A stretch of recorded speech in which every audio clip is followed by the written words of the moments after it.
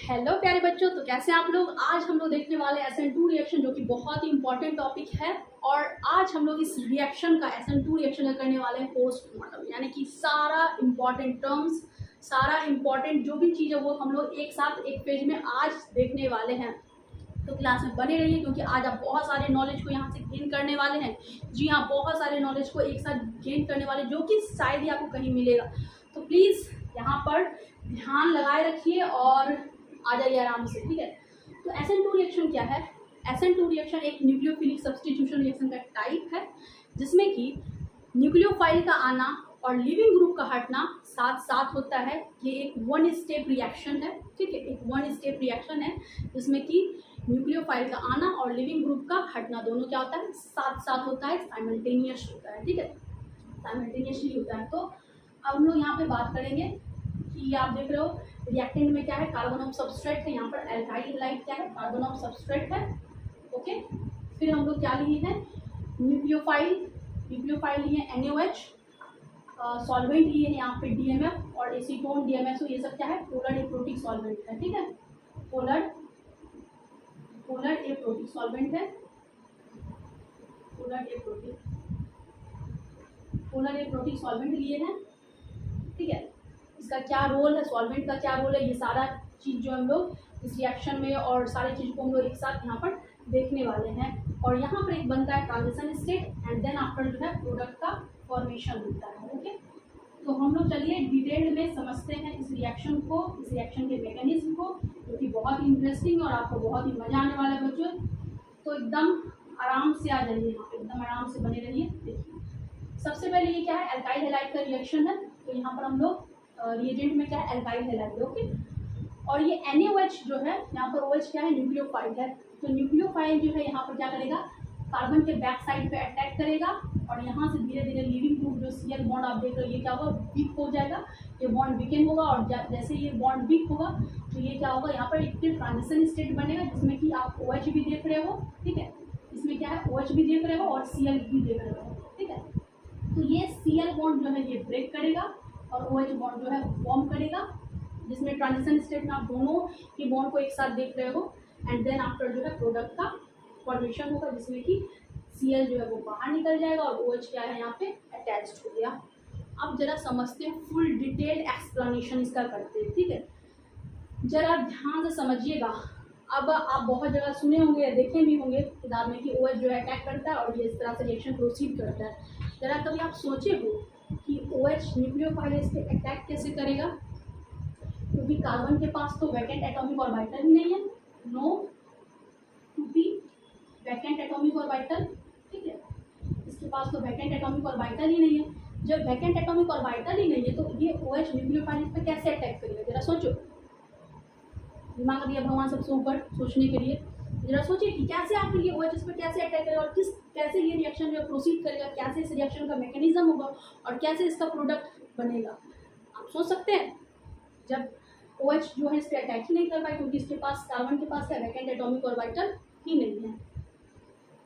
तो आपको बता दें कि इस रिएक्शन का, ठीक है, इस रिएक्शन का, पूरे रिएक्शन का जो डेल्टा G है, ठीक है, इस रिएक्शन का जो गिफ्ट फ्री एनर्जी चेंज है या फिर डेल्टा G जो है वो क्या है, नेगेटिव है। मतलब ये रिएक्शन जो है ये प्रोसीड करेगा, ठीक है, ये रिएक्शन प्रोसीड करेगा। तो भाई कैसे करेगा, तो आपको बता दें कि ये OH जो है, ये क्या करेगा, कार्बन का हाईएस्ट, ठीक है, हाईएस्ट एंटी बॉन्डिंग, ठीक है, highest unoccupied anti bonding molecular orbital में क्या करेगा, इलेक्ट्रॉन्स को देगा। सही सुन रहे हैं, फिर से सुनिए।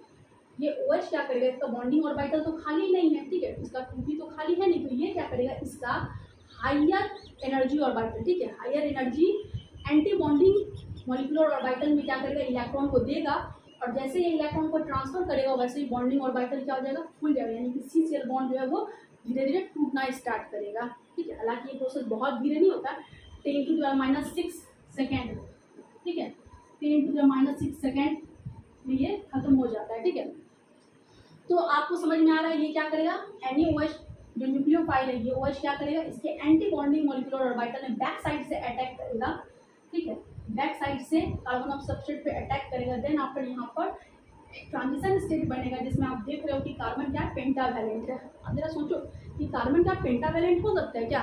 कार्बन का तो कोवैलेंसी 4 है और 4 से तो ज़्यादा एक्सटेंड कर ही नहीं सकता।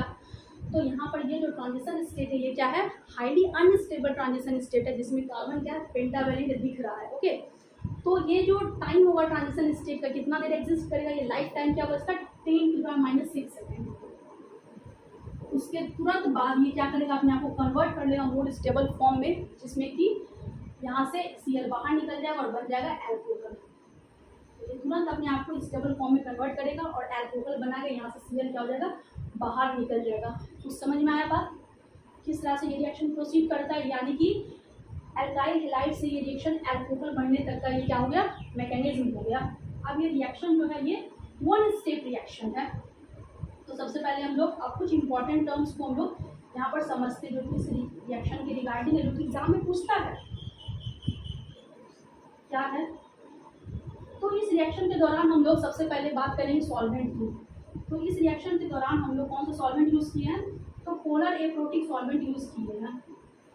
तो पोलर एप्रोटिक सॉल्वेंट का क्या यूज़ है, रोल क्या है पोलर एप्रोटिक सॉल्वेंट का? तो सॉल्वेंट का ये रोल है कि यहाँ पर जो सॉल्वेंट है, ठीक है, सॉल्वेंट जो है पोलर एप्रोटिक सॉल्वेंट रिएक्शन के रेट को बढ़ाता है, यानी रेट ऑफ रिएक्शन को जो है वो इंक्रीज करता है। ठीक है, रेट ऑफ रिएक्शन को इंक्रीज करता है OH आयन को फ्री करके। ठीक है, NaOH जो है यहाँ पर आप देख रहे हो, यहाँ पर जो NaOH का जो बॉन्ड है, ठीक है, NaOH में जो आप जो देख रहे हो आयनिक बॉन्ड है उसको क्या करता है, ये फ्री करता है। और फ्री करने के बाद ये क्या करता है, यहाँ पर OH की कॉन्सेंट्रेशन को बढ़ा के रेट ऑफ रिएक्शन को क्या करता है, इंक्रीज करता है। यानी कि सॉल्वेंट का क्या इफेक्ट है, तो सॉल्वेंट जो है रेट ऑफ रिएक्शन को बढ़ाता है। क्लियर है?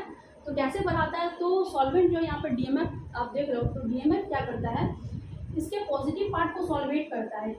Na+ ये टूटेगा यहाँ से और OH- ये क्या करता है, यहाँ पर जो इसका जो पॉजिटिव पार्ट है Na+, इसको क्या करता है, ये सॉल्वेट करता है। ठीक है, सॉल्वेट करता है, अपने नेगेटिव पार्ट से क्या करता है, उसको सॉल्वेट करता है। ओके, और OH क्या होता है, OH जो नेगेटिव पार्ट है, ठीक है, OH जो है वो नेगेटिव पार्ट है, तो यहाँ पर ये OH को सॉल्वेट नहीं कर पाएगा ड्यू टू स्टेरिक हिंड्रेंस। तो स्टेरिक हिंड्रेंस के कारण ये क्या करेगा, OH को सॉल्वेट नहीं कर पाएगा, जिसके कारण यहाँ पर क्या होगा, ये जो है OH फ्री हो जाएगा और फ्री होने के बाद ये आसानी से जो है बहुत ही ईजिली जो है कार्बन ऑफ सबस्ट्रेट पर अटैक करेगा और रिएक्शन जो है वो प्रोसीड करेगा। क्लियर है सॉल्वेंट का इफेक्ट? तो सॉल्वेंट क्या करता है, रेट ऑफ रिएक्शन को बढ़ाता है OH की कॉन्सेंट्रेशन को इंक्रीज करके। अब हम लोग बात करते हैं कि इस रिएक्शन, ये जो रिएक्शन होगा वो एक्सोथर्मिक होगा या इंडोथर्मिक होगा, एक्सोथर्मिक होगा या इंडोथर्मिक होगा। तो जरा सोचो कि आप इस चीज़ को 2 तरह से एक्सप्लेन कर सकते हो कि रिएक्शन एक्सोथर्मिक होगा या इंडोथर्मिक होगा। तो सबसे पहले जब ये NaOH जब टूटेगा, ठीक है, तो NaOH टूटेगा तो यहाँ पर DMF ये क्या करेगा, DMF जो इसको सॉल्वेट करेगा NaOH को। तो सॉल्वेशन के दौरान, ठीक है, Na+ को ये क्या करेगा, सॉल्वेट करेगा अपने नेगेटिव पार्ट से। ठीक है, सॉरी, यहाँ पर नेगेटिव पार्ट, ये अपने नेगेटिव पार्ट से क्या करेगा, Na को जो है वो सॉल्वेट करेगा। तो सॉल्वेशन के कारण, ठीक है, सॉल्वेशन के दौरान ड्यूरिंग सॉल्वेशन जो एनर्जी यहाँ पर रिलीज होगा, ठीक है, एनर्जी क्या होगा, यहाँ पर रिलीज होगा।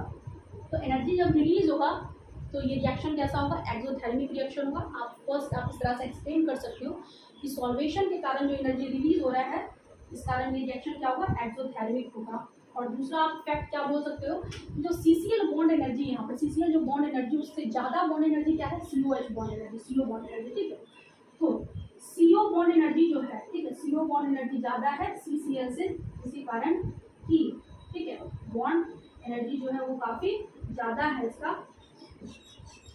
इसी कारण ये रिएक्शन क्या होगा, एक्सोथर्मिक होगा। Okay, clear? अब हम बात करते हैं टेम्परेचर की। ठीक है, टेम्परेचर की बात करें तो टेम्परेचर इस रिएक्शन का क्या होना चाहिए, यानी कि लो टेम्परेचर पर ये रिएक्शन प्रोसीड करेगा या हाई टेम्परेचर पर प्रोसीड करेगा। जरा आप खुद सोचिए कि क्योंकि ये रिएक्शन एक्सोथर्मिक रिएक्शन है, ठीक है, क्योंकि ये रिएक्शन एक्सोथर्मिक रिएक्शन है तो रिएक्शन एनर्जी क्या हो रहा है, रिलीज हो रहा है। एनर्जी क्या हो रहा है, रिलीज हो रहा है। तो अकॉर्डिंग टू ली चैडिलर प्रिंसिपल, अगर प्रोडक्ट साइड में अगर टेम्परेचर अगर बढ़ रहा है और अगर हम और टेम्परेचर देंगे तो ये रिएक्शन किधर शिफ्ट होगा, बैकवर्ड शिफ्ट होना स्टार्ट करेगा। ठीक है, बैकवर्ड शिफ्ट होना स्टार्ट करेगा। तो हमें क्या करना होगा, टेम्परेचर इस रिएक्शन का कम रखना पड़ेगा। ठीक है, टेम्परेचर क्या होना चाहिए, लो होना चाहिए।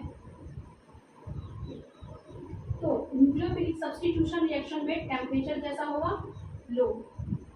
तो ये रिएक्शन जो है लो टेम्परेचर पे प्रोसीड करेगा, क्योंकि जब आप टेम्परेचर को बढ़ा दीजिएगा, पहले से भी यहाँ पर क्या हो रहा है, एनर्जी रिलीज हो रहा है क्योंकि एक्सोथर्मिक प्रोसेस है, तो ये रिएक्शन जो है वो बैकवर्ड डायरेक्शन में शिफ्ट करेगा।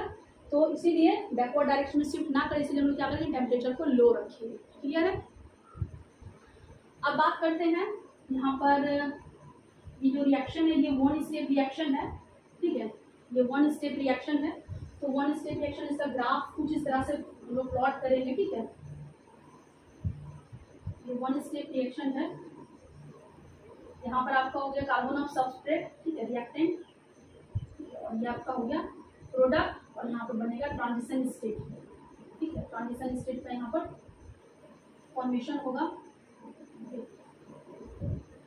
Potential energy. तो ये क्या होगा, one step reaction, one step reaction. ठीक है, ये वन स्टेप रिएक्शन है। अब हम लोग बात करते हैं रेट ऑफ रिएक्शन की। ठीक है, तो रेट ऑफ रिएक्शन क्या होगा, rate of reaction, rate of reaction.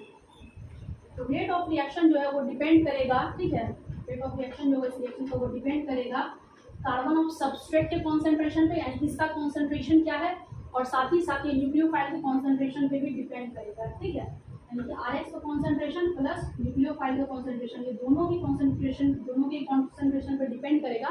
तो that's why rate of reaction जो होगा वो RX और न्यूक्लियोफाइल दोनों पर डिपेंड करेगा। तो ऑर्डर क्या हो जाएगा, रिएक्शन का 2 हो जाएगा। ठीक है, क्लियर है। अब थोड़ा सा बात करते हैं नेक्स्ट इंपॉर्टेंट टर्म है, हो गया यहाँ पर ये थर्ड नंबर है, ये थर्ड है। सबसे पहला हम लोग बात किए थे सॉल्वेंट का, दूसरा हम लोग बात किए थे टेम्परेचर पे, तीसरा हम लोग बात करें रेट ऑफ रिएक्शन, और हम लोग फोर्थ इंपॉर्टेंट टर्म जो है वो है आपका स्टीरियोकेमिस्ट्री। ठीक है।